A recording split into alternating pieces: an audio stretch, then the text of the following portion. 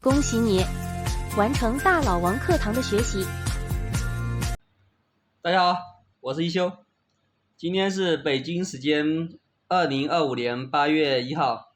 昨天大老王有直播，讲的是玄学频道，然后另外还讲了一下两性话题，作为辅助啊，怕别人看这个玄学看的到时候晚上睡不着觉哈，让别人放松了一下。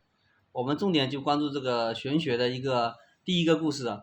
大老王差不多长篇累牍讲了将近半个多小时啊，我们等下会分3段给它切片来给大家看一下。其中最开始就讲的是有一个女士，在一段时间里面，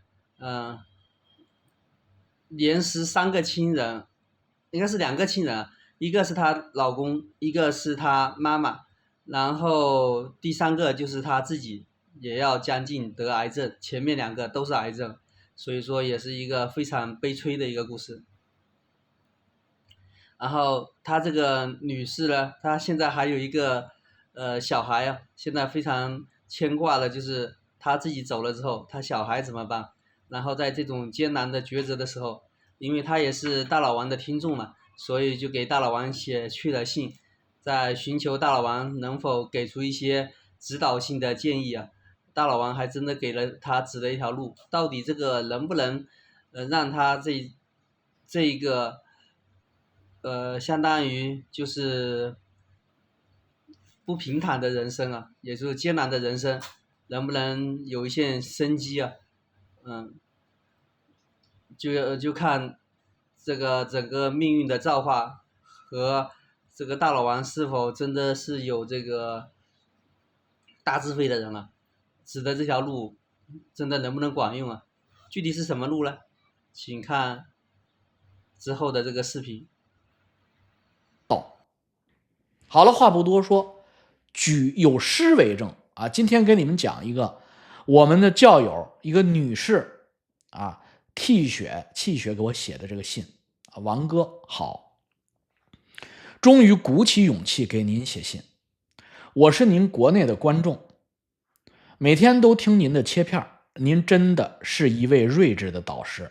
我的生活接触不到您这样咖位的智者，现在我生活很困惑，恳求您的一些人生的指引和建议。这几年太不顺利了，我希望能寻求些帮助。不到2年的时间，我老公、我妈妈相继癌症去世，我也被确诊癌症，都是时间间隔6个月。我和我老公都是985毕业的，工作和收入都稳定。疫情那年，我老公患癌就陷入了困境。老公23年癌症去世癌龄4年。半年后，我的妈妈因为担心我也癌症复发去世了她的癌龄就是她母亲17年中间治好了，稳定住了。但是因为出现了这种波折变动老人家担心女儿也是吃不香睡不着，也走了。又过了半年，屋漏偏逢连夜雨我也得了癌症。突然觉得像被全世界抛弃，我真的一次次经受打击，一次次振作。但是现在真的好难熬，我还有个孩子在上小学全家照片给我发过来了，包括他儿子，包括他的老公去世的丈夫照片。现在我很困惑的是2件事情。第一，为什么我灾难频频？我究竟犯了忌讳还是什么？第二，我接下来该如何生活？继续留在我现在这个城市呢，还是回老家窝着我是山河4省的小城市，小康家庭，也算衣食无忧。毕业后去了广州所以他们家庭现在是在广州。在广州认识了我的老公，我老公也是山河4省的，但是家庭条件很差。当时我们也没考虑那么多就结婚了，房子是我们家出钱买的。结果婚后出轨，冷暴力 PUA， 她老公打她不是打她，冷暴力就是冷战她，觉得我老公就是个典型的凤凰男啊，你们看到这儿是不是觉得她老公是个人渣呀，是个渣男，渣男死了嘛，对不对？你们是不是觉得还他妈的上帝真的挺有眼的？接着看，什么叫肉眼凡胎啊？什么叫你看不清因果啊？我生活一直也不好，她就跟老公生活的一直也不好，但是我从小呢，因为家庭条件好，所以从小我被保护的很好，哎，爸爸妈妈把这个女孩当成个宝贝儿养大了。啊，应该也是一个独生女儿啊，比我们小一点，80后基本上都独生的，所以我也不懂得反抗。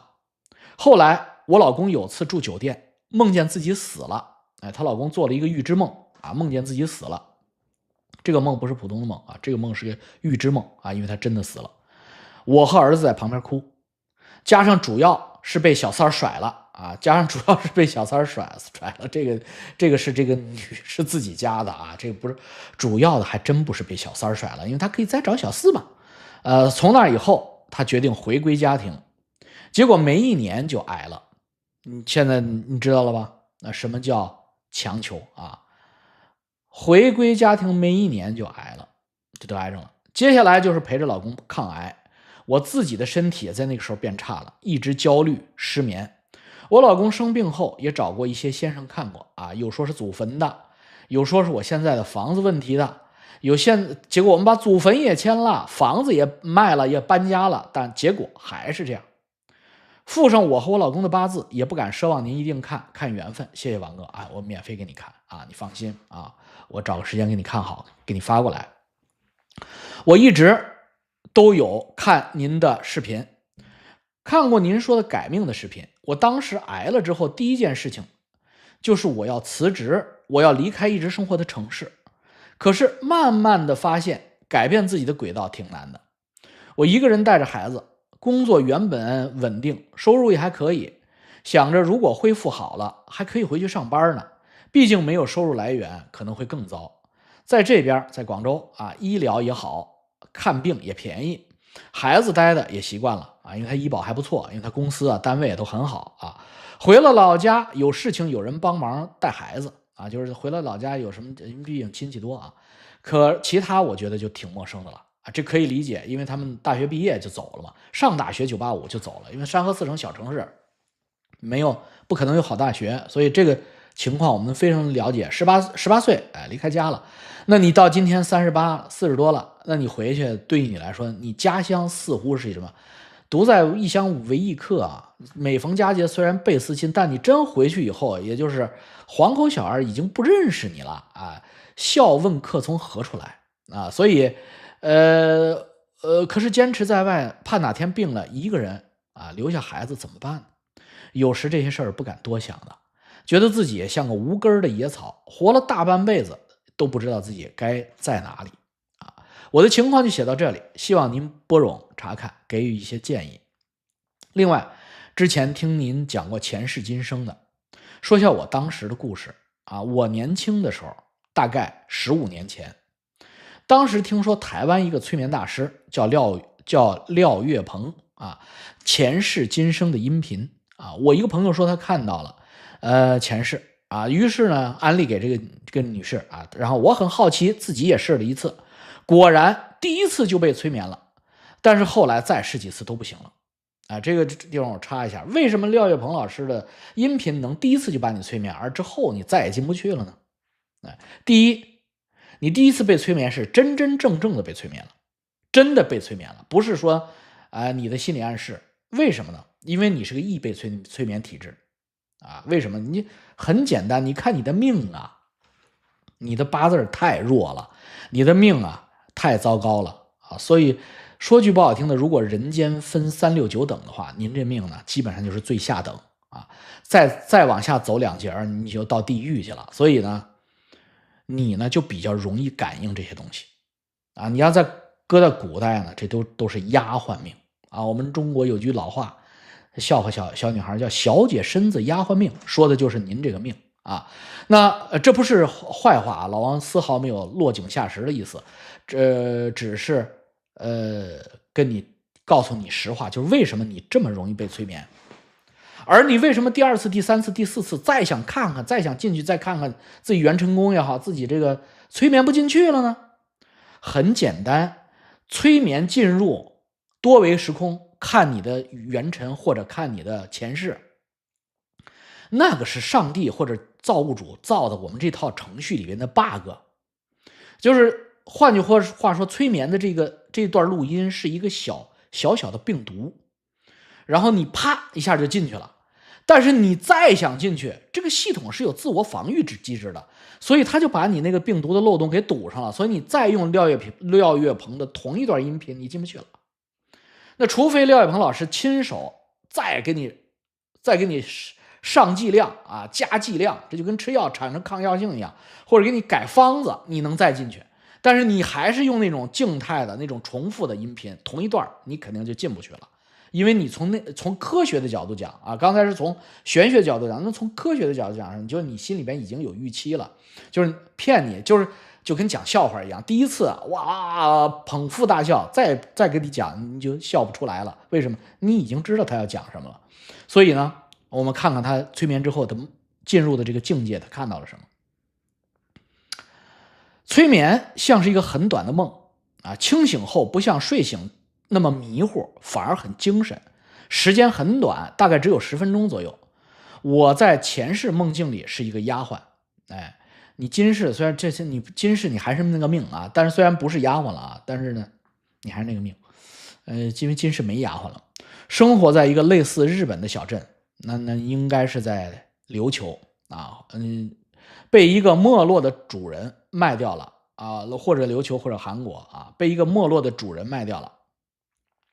这个主人是我的前男友，然后被一个有钱的路过的商人买了啊，这个商人就是我老公，他带着一个随从啊，在他前世梦里边看到她老公带着一个随从啊，告诉我说他家开有很多米铺，以后跟着他不会亏待我。接着我就醒了，因为这个梦本来要和当时还不是老公的男友分手的，就不分了啊！一看哇，前世是恩人啊，恩公啊，恩公是个富家公子，翩翩公子把我买了，我他妈要完蛋了，操，卖到青楼都可能。结果人家富家公子给我买了，把我买去当小妾了呗啊！好了，当通房丫头去了，那没分成啊，也放弃了回去和前男友和好的机会啊！本来要回去跟前男友和好，就前男友在前世给他卖了啊，安心留了下来，岂不知原来是为了还债。哎，这个姑娘活到今天，终于幡然醒悟，原来是为了还债啊！这个就是真正的前世的因果。你如果没有接受过这个催眠，你如果没有看到过这个前世的片段，你还一直以为你老公是个渣男，偶尔的得了一场病啊，死了。你看到这儿，你就知道一切的安排都是定数啊！你之所以觉得他妈修桥补路无尸骸，杀人放火金腰带，那是因为你啊肉眼凡胎，你只看到了一层，你看不到共业，你也看不到累生累世的因缘。所以呢，我们这个女主之后又想进去，她想接着看，再看不到。那老王今天就给你续上，我告诉你，你们前世是个什么状态？前世你这个老公啊，就是个富家公子哥啊，也是个登徒子浪荡货，因为这个人的这个转世啊，从这个前面故事也说明了一个很深刻的道理，就是佛不双至，祸不单行。从她的老公生病，接着因为这个事情，后面她老妈担心她这个小女孩，就是相当于担心她这个女孩，然后造成的旧病复发，癌症复发，结果走掉。然后这2年不知道是生活压力还是什么使然哈，虽然说她也有锻炼，她也有想改变迎接新的生活，结果自己也得了癌。所以说人有7年个运或者10年个运，在这个运势里面要衰的时候真的是挡都挡不住。所以大家如果有一些不好的迹象的时候，一定要尽快的去寻求帮助或者做一些改变了。